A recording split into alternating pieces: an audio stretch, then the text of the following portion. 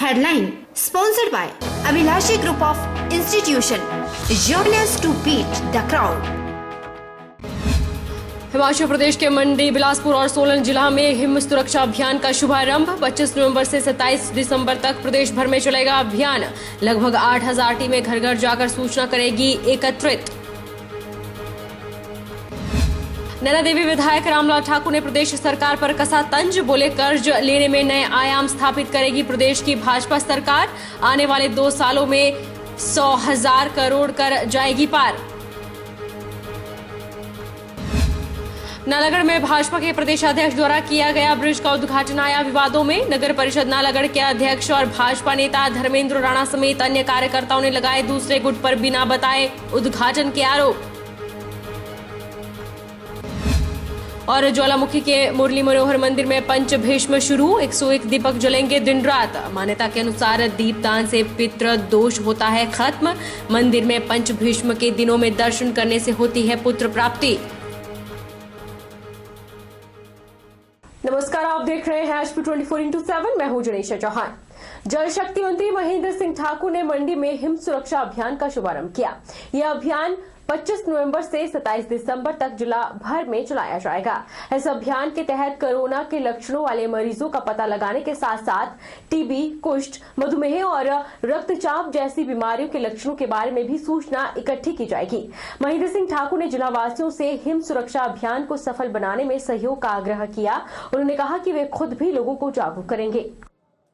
उपायुक्त कार्यालय परिसर से हिम सुरक्षा अभियान के तहत स्वास्थ्य विभाग के जागरूकता वाहन को हरी झंडी दिखाई गई और कोरोना से बचाव और सावधानी को लेकर जन जागरूकता के लिए बनाए मंडियाली गीत को रिलीज किया गया। मंत्री महेंद्र सिंह ठाकुर ने जिला वासियों से हिम सुरक्षा अभियान को सफल बनाने में सहयोग का आग्रह किया। उन्होंने कहा कि देश में प्रधानमंत्री और हिमाचल में मुख्यमंत्री कोविड-19 महामारी से लोगों के जीवन की सुरक्षा सुनिश्चित करने के लिए लगातार काम कर रहे हैं। उन्होंने बताया कि इस अभियान में प्रदेश में स्वास्थ्य, आयुर्वेद, महिला एवं बाल विकास, पंचायती राज विभाग, जिला प्रशासन और स्वयंसेवी संस्थाओं को शामिल कर लगभग 8000 टीमें बनाई गई हैं, जो घर घर जाकर सूचना एकत्रित करेंगी। ये टीमें अभियान में प्रदेश के सभी लोगों करीब 70 लाख की आबादी तक पहुंचेगी।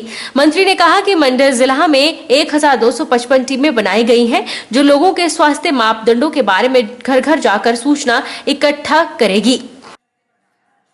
हिम सुरक्षा अभियान आज मंडी जिला में शुरू हुआ है।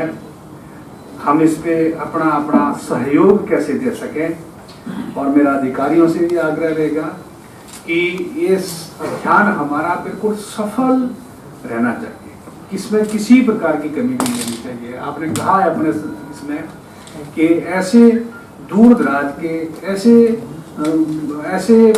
ऐसे छोटी हैबिटेशन जहाँ अभी तक कनेक्टिविटी की कमी है, तो ऐसा ना सोचें कि सड़क नहीं है तो वहां कोई ना जाए।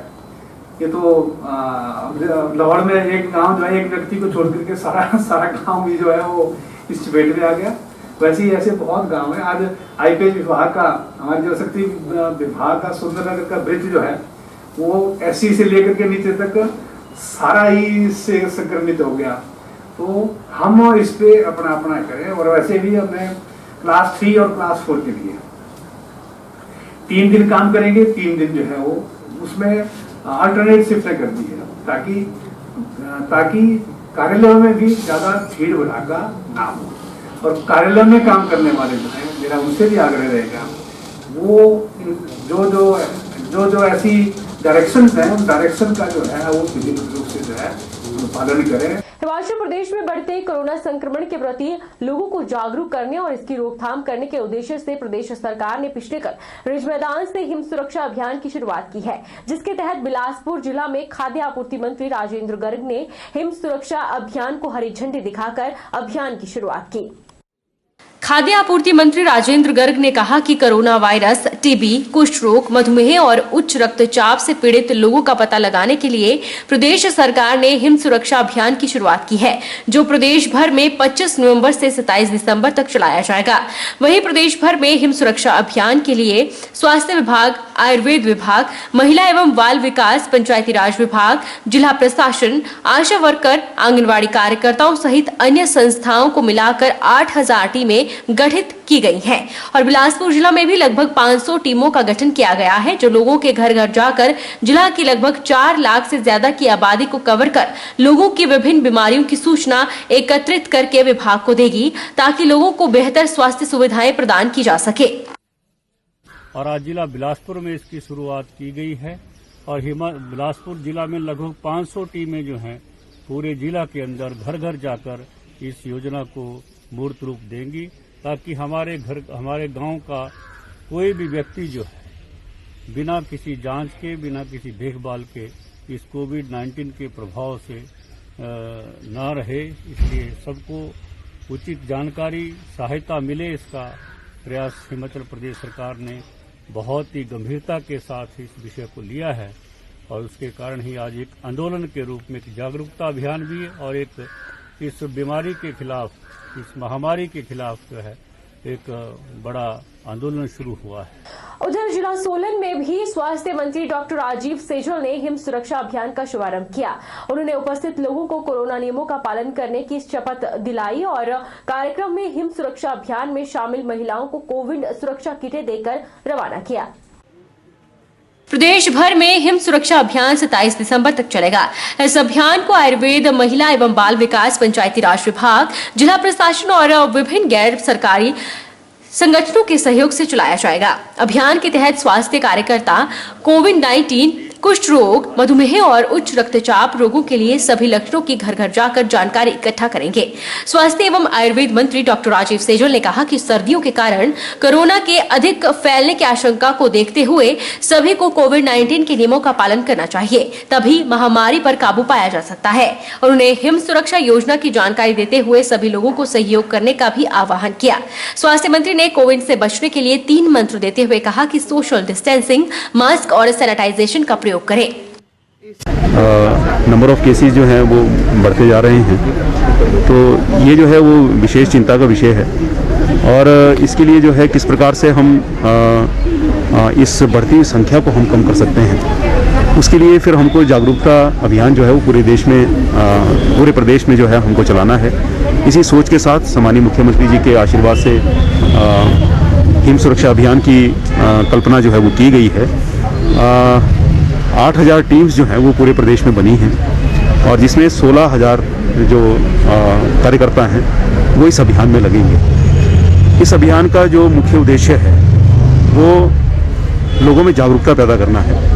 हर एक व्यक्ति को जो है उसकी जिम्मेदारी क्या है इस चुनौतीपूर्ण समय में, इसका एहसास करवाना, ये मुख्यतः जो है इस अभियान का लक्ष्य है। नैनादेवी विधायक रामलाल ठाकुर ने प्रदेश सरकार द्वारा बार बार लिए जा रहे कर्जे पर तंज कसते हुए कहा कि 3 साल पहले विपक्ष में रहते हुए भाजपा द्वारा प्रदेश की वीरभद्र सरकार पर कर्जे लेकर प्रशासन चलाने और विकास करवाने के आरोप लगाती थी, लेकिन आज पूर्व सरकार पर कर्ज लेने के आरोप लगाने वाली भाजपा की हालत कुछ और ही है। प्रदेश के मुखिया जयराम ठाकुर की अगुवाई वाली सरकार ने 3 साल में इतने कर्जे लिए हैं जिससे आने वाले 2 सालों में प्रदेश पर 100,000 करोड़ रुपए का कर्जा हो जाएगा। विधायक रामलाल ठाकुर ने कहा कि डबल इंजन की सरकार का दावा करने वाली भाजपा सरकार के दावे हवाई हो गए हैं। प्रदेश की आर्थिक स्थिति काफी खराब हो चुकी है और प्रदेश सरकार कर्जे लेकर काम चला रही है। उन्होंने कहा कि केंद्र सरकार द्वारा हिमाचल को कोई विशेष पैकेज नहीं दिया जा रहा। जिस प्रकार से प्रदेश सरकार कर्जे ले रही है उससे ऐसा प्रतीत हो रहा है कि आने वाले समय में सरकार कर्जे लेने के मामले में नए आयाम स्थापित कर देगी। उन्होंने भाजपा सरकार पर तंज कसते हुए कहा कि प्रदेश में सारे विकास कार्य ठप पड़े हैं। रामलाल ठाकुर ने कहा कि चुनावों से पूर्व प्रदेश में केंद्रीय मंत्री नितिन गडकरी ने नेशनल हाईवे की घोषणा की थी और 67,000 करोड़ रुपए स्वीकृत करने का ऐलान किया था, लेकिन अभी तक 67 पैसे भी नहीं आए हैं और न ही किसी भी हाईवे का काम शुरू हो पाया है। रामलाल ठाकुर ने कहा कि डबल इंजन वाली सरकार केवल भाषणों तक ही सीमित है और इस सरकार के दावे धरातल पर कहीं भी दिखाई नहीं देते हैं। अगर आप 3 साल पहले की बात करें तो 3 साल पहले जो भारतीय जनता पार्टी का जो प्रोपेगेंडा था वो था कि वीरभद्र सिंह जी की सरकार कर्जे ले रही है और कर्जे के ऊपर जो है आज लोगों के काम और डिपार्टमेंट चले हुए हैं।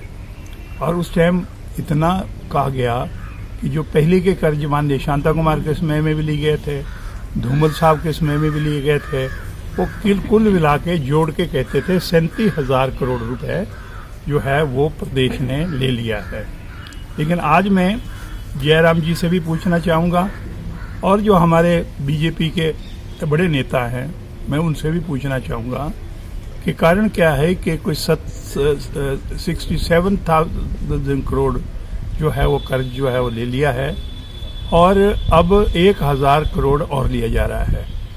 अगर मान लो अगर वो 76,000 करोड़ की बात करें, 10,000 और मिला लें तो ये अभी इसी साल जो है 31 मार्च से पहले ये आंकड़ा चौंकाने वाला होगा। नगर परिषद नालागढ़ के अंतर्गत भाजपा के प्रदेश अध्यक्ष सुरेश कश्यप द्वारा नालागढ़ में एक ब्रिज का उद्घाटन किया गया है और इस ब्रिज का उद्घाटन अब विवादों में आ चुका है।